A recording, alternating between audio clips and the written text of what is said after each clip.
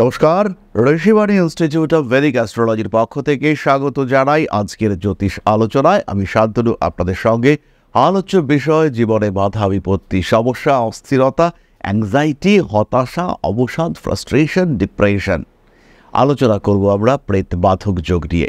যে যোগ আপনার জন্মকুণ্ডলিতে উপস্থিত থাকলে প্রচুর প্রচেষ্টা, প্রচুর প্রয়াস, প্রচুর আগ্রহ সত্ত্বেও সাকসেস আপনার থেকে দূরে সরে যায়। যে যোগ আপনার জন্মকুণ্ডলিতে থাকলে আপন পর হয়ে যায়। যে যোগ আপনার জন্মকুণ্ডলিতে থাকলে ঠিক প্রয়োজনের সময় প্রয়োজনীয় বিদ্যা কিংবা সেই বিদ্যা যেটা আপনার সবচেয়ে প্রয়োজনীয়, সবচেয়ে গুরুত্বপূর্ণ, সবচেয়ে বড় শক্তি, তাকে প্রয়োগ করতে আপনি ভুলে যান। যে বাধা জন্মকুণ্ডলিতে থাকলে নেগেটিভ এনার্জির ইম্প্যাক্ট আপনাকে নাস্তানাবুদ করে তোলে। যে বাধা জন্মকুণ্ডলিতে থাকলে সাফল্য থেকে আপনি ক্রমাগত দূরে আরও তুলে চলে যেতে থাকেন, সেটাই হলো এই প্রেত বাধক যোগ। অদৃশ্য, যাকে খুঁজে পাওয়া যায় না, যাকে সহজে আইডেন্টিফাই করা যায় না। শুভ গ্রহের কারণে সৃষ্টি হতে পারে এই প্রেত বাধা, আবার অশুভ গ্রহের কারণেও সৃষ্টি হতে পারে এই প্রেত বাধা। কিন্তু প্রশ্ন হলো কি এই প্রেত বাধা? আমরা আলোচনা করব মকর রাশির বিষয়। কালপুরুষের দশম রাশি, শনির দ্বারা প্রভাবিত এই রাশি পৃথ্বীতত্ত্বের রাশি, কিন্তু চর এর প্রকৃতি। একদিকে শনির কারণে এই রাশি স্থবির, কিন্তু চর হওয়ার কারণে এই রাশির মধ্যে রয়েছে মুভমেন্ট। তাহলে সাকার দেহের মুভমেন্টের তুলনায় নিরাকার মনের মুভমেন্ট এখানে অনেক বেশি দেখতে পাওয়া যায়। মকর রাশি, মকর লগ্নের মানুষরা শারীরিক দিক থেকে বিশাল চটপটে না হলেও মনের দিক থেকে যথেষ্ট চঞ্চল এই রাশির মানুষগুলো। কালপুরুষের দশম রাশি হওয়ার কারণে মকর প্রচণ্ড কার্মিক।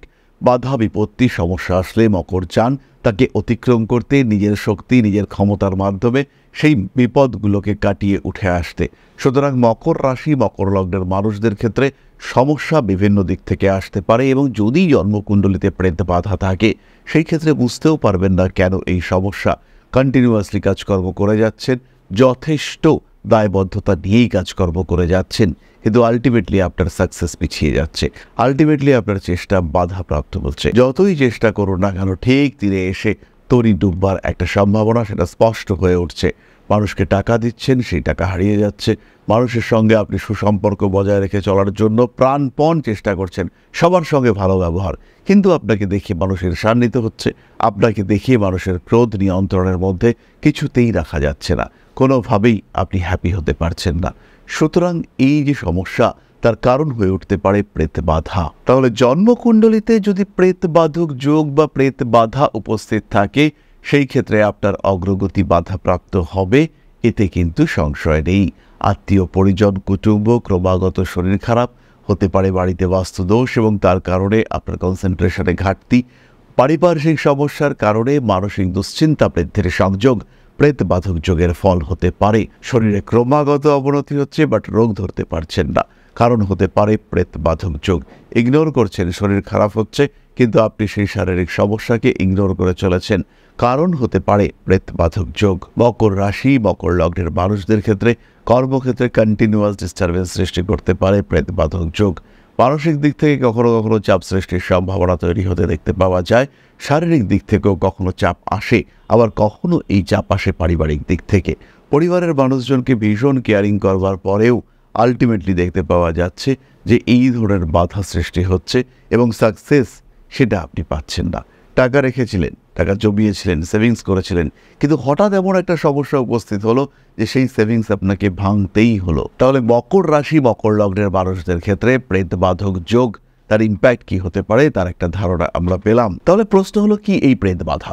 বাধক চর রাশির ক্ষেত্রে একাদশ ভাব অথবা তার অধিপতি, অর্থাৎ মকরের ক্ষেত্রে একাদশ ভাব বৃশ্চিক, বৃশ্চিকের অধিপতি মঙ্গল বা বৃশ্চিক রাশি স্বয়ং যদি শনি, রাহু, কেতু এই ধরনের গ্রহর দ্বারা পীড়িত হয়, এবং আমাদের যে দুস্থান ভাব, মুখ্য দুস্থান ভাব অষ্টম, দ্বাদশ, এদের সঙ্গে যদি সম্পর্ক সৃষ্টি করে, সেই ক্ষেত্রে কিন্তু প্রেত বাধা উপস্থিত হবে। হতেই পারে আপনার জন্মকুণ্ডলিতে বৃশ্চিক রাশির শনিদেব রয়েছেন, এবং শনিদেব অবস্থান করে রয়েছেন বুধের নক্ষত্র জ্যেষ্ঠায়।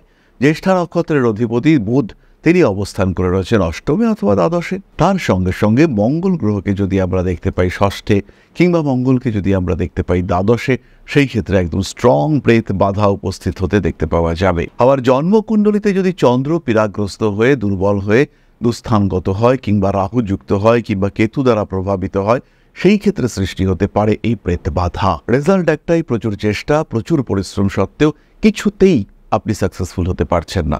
প্রচুর মানুষ আছেন যারা সাকসেসফুল নন, চেষ্টা করেননি, সাকসেস আসেনি, ভেরি সিম্পল, কোনো অসুবিধা নেই। কিন্তু আপনি 100% এফোর্ট দিয়েছেন, বলা যেতে পারে 200% এফোর্ট দিয়েছেন, কিন্তু তার জন্য যে নমিনাল সাকসেস সেটাও আসেনি। সন্তান ধারণ করতে চাইছেন, ডাক্তার বলছেন কোনো সমস্যা নেই, সন্তান আপনি ধারণ করতেই পারবেন, অসংখ্যবার চেষ্টা করেছেন কিন্তু সন্তান আসছে না। কারণ হতে পারে প্রেত বাধা। মানুষের বিভিন্ন ধরনের সমস্যা থাকে, হতে পারে একটোপিক প্রেগনেন্সি, হতে পারে ইউটেরাসে গন্ডগোল, হরমোনাল কিছু ডিস্টারবেন্সেস রয়েছে, তাদের বাচ্চা আসছে না, ঠিক আছে, কিন্তু আপনার ক্ষেত্রে কোনো সমস্যা নেই, দুজনেই পারফেক্টলি ওকে, কিন্তু আলটিমেটলি সমস্ত কিছু সত্ত্বেও বেবি আসছে না। এর সঙ্গে রয়েছে অদ্ভুত অদ্ভুত স্বপ্ন দেখা, মেন্টালি ডাউন হয়ে থাকা, ডিপ্রেশনের টেন্ডেন্সি, এই প্রত্যেকটি বিষয় কিন্তু আমরা দেখতে পাবো।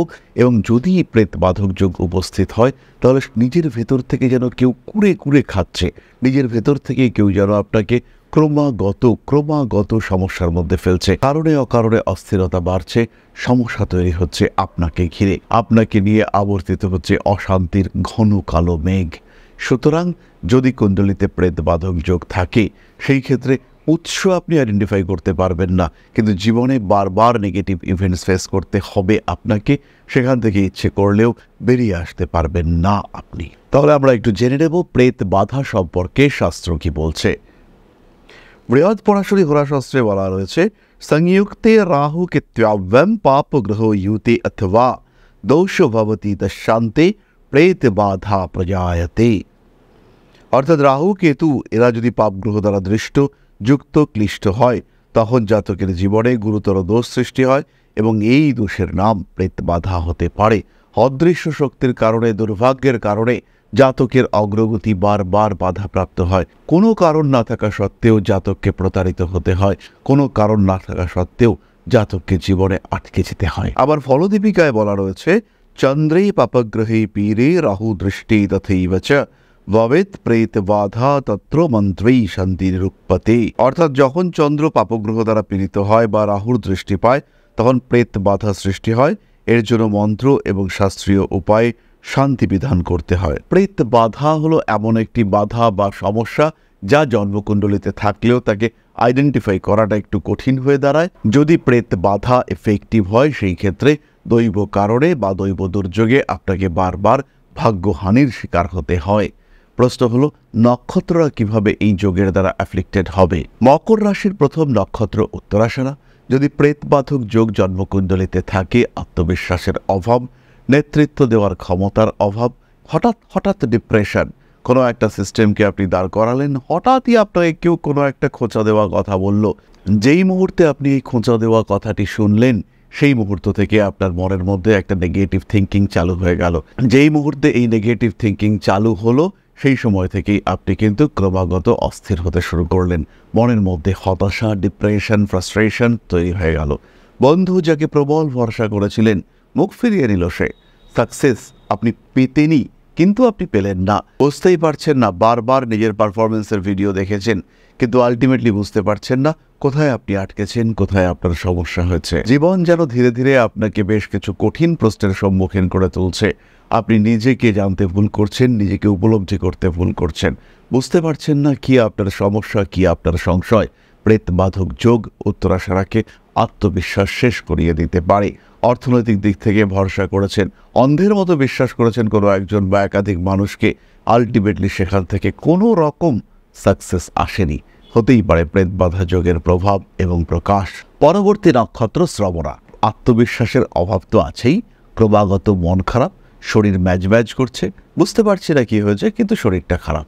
আলটিমেটলি উৎসাহের অভাব, প্রেত বাধার কারণে নিজেকে একটু কনফাইন করে নেওয়া, নিজেকে নিয়ে ভাবা, নিজেকে একটু অন্যদের থেকে আলাদা রাখার চেষ্টা করা, ধীরে ধীরে সম্পর্কগুলির থেকে দূরত্ব সৃষ্টি করা, প্রত্যেকটি বিষয় হতে পারে প্রেত বাধার রেজাল্ট। শ্রবণা নক্ষত্রের মানুষরা ভেতর থেকে দুর্বল হতে শুরু করেন, মনে হয় সবাই যেন আমার পর হয়ে যাচ্ছে, আপনজনেদের থেকেও যেন ক্রমাগত সৃষ্টি হয় দূরত্ব। এই ঘটনা আমরা শ্রবণার ক্ষেত্রে দেখতে পাই। শ্রবণা নক্ষত্রের জাতক বা জাতিকা তারা নিজেরাই নিজেদের উপরে ক্রমাগত ভরসা হারিয়ে ফেলতে থাকেন, প্রচেষ্টা প্রয়াস সেগুলো ছাপিয়ে যায় তাদের হতাশা। কোনো একটা কাজ করব তার জন্য যে এনার্জি দরকার সেই এনার্জি খুঁজে পাচ্ছি না, প্রচুর পরিশ্রম করা দরকার, বুঝতে পারছি কাজটা করব, কিন্তু যখন কাজটা করার সময় তখনই কিছু না কিছু বাধা, পিছিয়ে আসছি, তখন মনে হচ্ছে আর একটু পরে করব। এই বাধা অতিক্রম করতে পারছি না। আগে জানতাম বাধা অতিক্রম করতে পারবো, কিন্তু আলটিমেটলি বাধা অতিক্রম করে উঠতে পারছি না।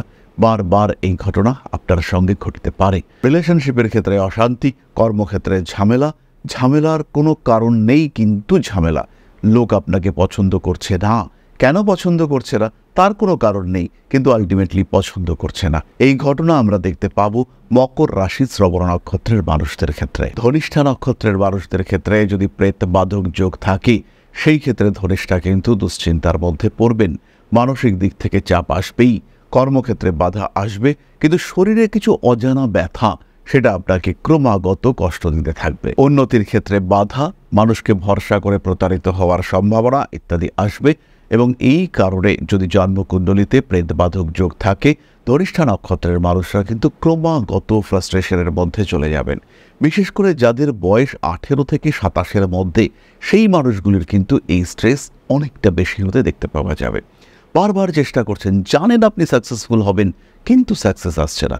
কেন সাকসেস আসছে না? কোনো কারণ নেই। বেসিক্যালি কোনো কারণ খুঁজে পাওয়ার জায়গা নেই কেন সাকসেস আসছে না। অন্যদের সাথে যখন নিজেকে কম্পেয়ার করছেন, আপনি বেটার, আপনার পারফরমেন্স বেটার, আপনার অগ্রগতি সেটাও বেটার হওয়া উচিত, কিন্তু হচ্ছে না। আপনি সাকসেস পাচ্ছেন না, টাকা পয়সা এসেও থাকছে না, বুঝতেই পারছেন না কোথায় যাচ্ছে টাকা। আপনি খরচা করছেন হিসেব করে, মেপে খরচা করা সত্ত্বেও আপনি কিছুতেই টাকা সঞ্চয় করতে পারছেন না। কিছু না কিছু বাধা, কিছু না কিছু অস্থিরতা ক্রমাগত আপনাকে ঘিরে রাখছে। হতেই পারে প্রেতবাধক যোগ এর কারণ। যদি কুণ্ডলিতে প্রেতবাধক যোগ থাকে, তাহলে কিন্তু সহজে এর প্রতিকার করা সম্ভব নয়। হতেই পারে মকর লগ্নের ক্ষেত্রে বৃহস্পতি চন্দ্রের সঙ্গে সম্পর্ক করেছে এবং রাহুর দৃষ্টি বৃহস্পতির উপরে পড়েছে, সৃষ্টি হতে পারে প্রেতবাধক যোগ। এই ক্ষেত্রে খেয়াল রাখতে হবে, মঙ্গলের উপর বৃহস্পতির নেগেটিভ অ্যাসপেক্ট, বৃহস্পতির নক্ষত্র অধিপতি খারাপ জায়গায় রয়েছে, মঙ্গলের উপরে সেই বৃহস্পতির দৃষ্টি দিয়েছে, তাহলেও কিন্তু সৃষ্টি হতে পারে প্রেত বাধা এবং প্রেতবাধক যোগ। সুতরাং প্রেতবাধক যোগ এমন একটা যোগ যেটা শুভ গ্রহ দ্বারাও সৃষ্টি হতে পারে। মকর লগ্নের ক্ষেত্রে রবির কারণেও সৃষ্টি হতে পারে এই প্রেতবাধক যোগ। রবি অষ্টমপতি, বৃহস্পতি যুক্ত বা দৃষ্ট রবি, তিনি যদি চন্দ্রের সঙ্গে সম্পর্ক করেন, তিনি যদি মঙ্গলের সঙ্গে সম্পর্ক করেন, কিংবা তিনি যদি বৃশ্চিকে অবস্থান করেন, সৃষ্টি হতে পারে প্রেতবাধক যোগ। বৃশ্চিকে বৃহস্পতি তৃতীয়পতি একাদশে, ওয়াও কি সুন্দর যোগ, কিন্তু আলটিমেটলি সেটা সৃষ্টি করে রেখেছে প্রেত বাধা। বুঝতেই পারছেন না, আপনার সহযাত্রী, আপনার সহকর্মী, তারাই আপনার শত্রু, তারাই ক্রমাগত আপনার ক্ষতি করে চলেছে। কারণ বৃহস্পতি শুভ গ্রহ হলেও সে কিন্তু এখানে অংশ ঘটিয়েছে প্রেতবাধক যোগে। তাহলে এবার আমরা জানবো এই কঠিন জটিল প্রেতবাধা যোগের প্রতিকার কি হতে পারে। মকর রাশি মকর লগ্নের মানুষদের প্রেতবাধা জনিত দোষ নিবারণের জন্য প্রথমেই আমি বলবো, রেগুলার বেসিসে পুজো পাঠ শুরু করুন। ইষ্ট মন্ত্র জপ করার চেষ্টা করুন, পাঠ করুন নবগ্রহ স্তোত্র।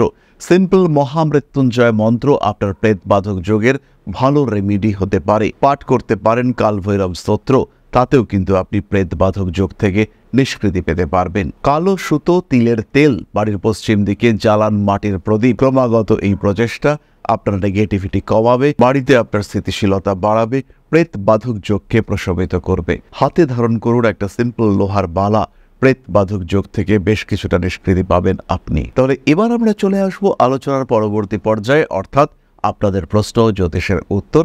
তবে তার আগে ছোট্ট একটি বিষয় আপনাদের সঙ্গে শেয়ার করব। আশা করি পরম পিতার আশীর্বাদে সবাই খুব ভালো আছেন। জীবনে চলার পথে বিভিন্ন সময় বিভিন্ন ক্ষেত্রে আমরা প্রত্যেকেই কিছু না কিছু জনহিতকর কার্য করে থাকি। রাস্তায় যদি একজন মানুষ এসে আমাদের কাছে সাহায্য চায়, আমরা যতটুকু সম্ভব তাকে সাহায্য করবার চেষ্টা করি।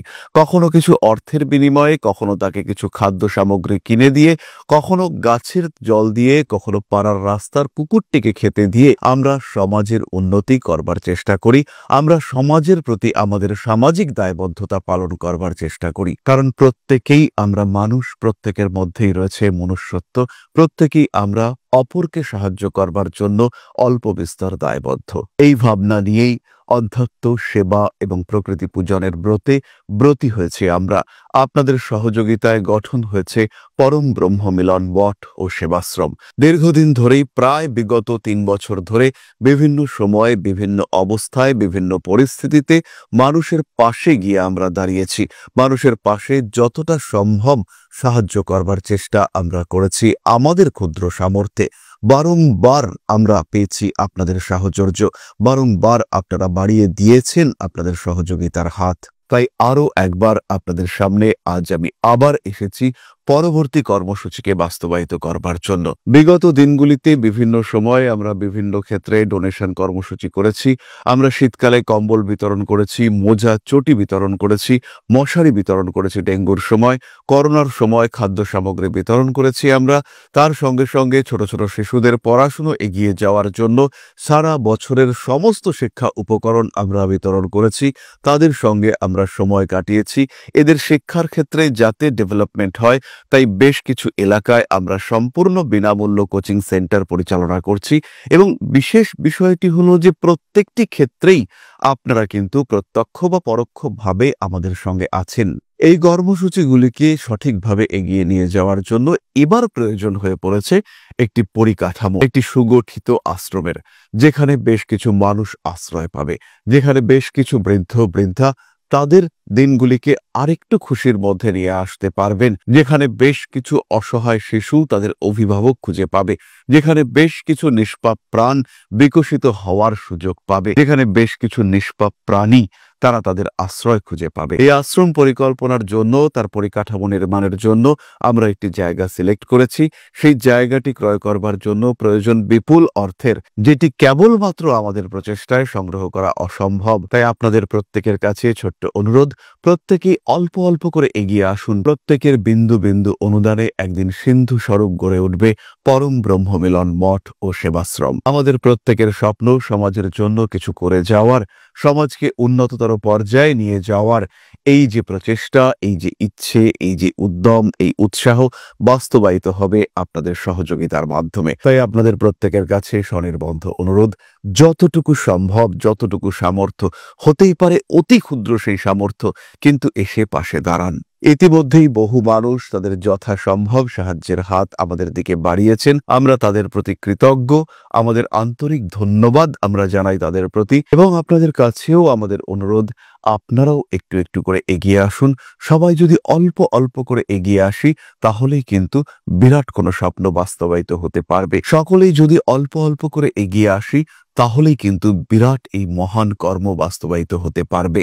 একদিন আমার আপনার প্রত্যেকের স্বপ্ন পরম ব্রহ্ম মিলন মঠ ও সেবাশ্রম আধ্যাত্ম সেবা এবং প্রকৃতি পূজনের এই মহান দায়িত্ব নিয়ে এগিয়ে আসতে পারবে, একটি জায়গা তৈরি করতে সক্ষম হবে। সবাইকে জানাই অগ্রিম ধন্যবাদ এবং শুভেচ্ছা। সবাই খুব ভালো থাকবেন। নমস্কার। তাহলে এবার আমরা চলে আসবো আপনাদের প্রশ্নে। প্রশ্ন করেছেন অভিষেক বসাক, ডেট অফ বার্থ 17/9/1988, সময় 2:45 PM, place of birth Kolkata. এরই সঙ্গে ম্যাচ মেকিং করাতে দিয়েছেন শিবানী সাঁতরা, 2/3/1992, 6:04 সকাল, বসিরহাট। এর সাথে ম্যাচ মেকিং কি হবে, শিবানী কি মাঙ্গলিক? অভিষেক, শিবানীর মধ্যে কিন্তু মাঙ্গলিক দোষের প্রভাব রয়েছে এবং পূর্ণ মাত্রায় রয়েছে। এই ম্যাচে তোমরা বিয়ে করতে পারো। বিবাহিত জীবন মাঝারি হবে, কিছুটা কম্প্রোমাইজ, কিছুটা অ্যাডজাস্টমেন্ট করলে পরে অবশ্যই বিবাহিত জীবন হ্যাপি হবে। খেয়াল রাখতে হবে তোমাদের দুজনের জন্মকুণ্ডলের যে কন্ডিশন, তাতে একটা systematic planned proper match making অবশ্যই করানো উচিত। যাই হোক, তাহলে আজকের আলোচনা আমরা আর দীর্ঘায়িত করব না। সবাই সুস্থ থাকুন, ভালো থাকুন। মা শ্রী আদিশক্তির আশীর্বাদ বর্ষিত হোক আপনাদের উপর। জয় মা আদিশক্তি। নমস্কার। ओम अकारादि पंचाशद्वर्णेभ्यो स्वाहा। ओम प्रतिपादादि तिथिभ्यो स्वाहा। ओम कृष्णपक्षाय स्वाहा। ओम शुक्लपक्षाय स्वाहा। ओम अमावस्याय स्वाहा। ओम पूर्णिमाय स्वाहा।